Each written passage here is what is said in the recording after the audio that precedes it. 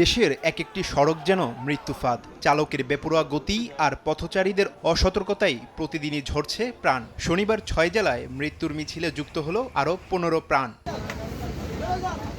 কুষ্টিয়া থেকে বালুবোঝাই ট্রাক রাজবাড়ীর পাংশা যাওয়ার পথে খোকসা এলাকায় একটি যাত্রীবাহী বাসের সঙ্গে মুখোমুখি সংঘর্ষ হয়। এতে বাসটি উল্টে রাস্তার পাশে পুকুরে পড়ে যায়। এতে ৪ জন নিহত হন, আহত হন আরও অনেকে। তাদের মধ্যে বেশ কয়েকজনের অবস্থা আশঙ্কাজনক। যশোর খুলনা মহাসড়কের চাউলিয়া তেল পাম্পের কাছে খুলনা থেকে যশোরগামী একটি দ্রুতগতির পাওয়ার ট্রাক প্রথমে একটি ভ্যানকে ধাক্কা দেয়, পরে সেটি ইজি বাইককে ধাক্কা দিলে ত্রিমুখী সংঘর্ষ হয়। এতে ঘটনাস্থলেই ৪ জন নিহত হন। ট্রাক চালককে আটক করেছে পুলিশ। এবার ঘুমন্ত অবস্থায় ওদের উপর থেকে গাড়িটা উঠাই দেওয়ার পর ৩ জন মারা গেছে জায়গায়।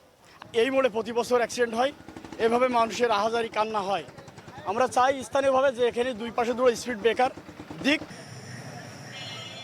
দিনাজপুরের ঘোড়াঘাটের রানীগঞ্জ বাজার এলাকায় একটি ট্রাক মোটরসাইকেলকে চাপা দেয়। এতে ঘটনাস্থলেই এক মোটরসাইকেল আরোহী নিহত হন। আহত অবস্থায় দুজনকে উদ্ধার করে হাসপাতালে নেয়ার পথে তাদের মৃত্যু হয়। এ ঘটনায় ট্রাক জব্দ সহ হেলপারকে আটক করেছে পুলিশ। ড্রাইভার পলাতক আর হেলপারকে আটক করে নিয়ে আসা হয়েছে।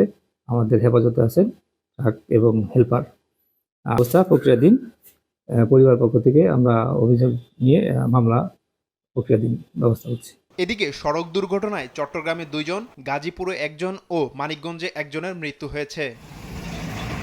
তারিফ রহমান, সময় সংবাদ।